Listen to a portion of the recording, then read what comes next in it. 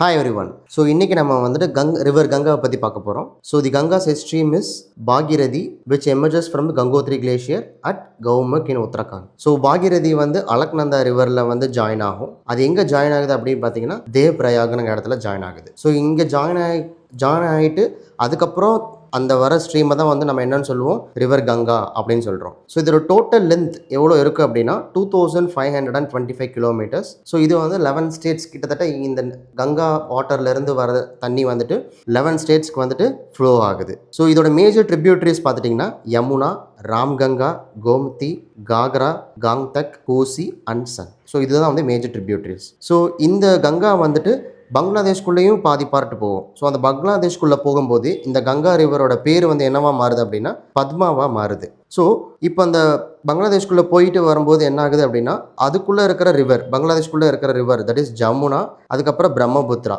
And Megha, இவங்க எல்லாமே வந்துட்டு கங்கா நம்மளோட ரிவரோட ஜாயின் ஆகி கடைசியாக வந்து பே ஆஃப் பெங்காலில் ட்ரெயின் ஆகிடுறாங்க. Okay, so this is about river Ganga.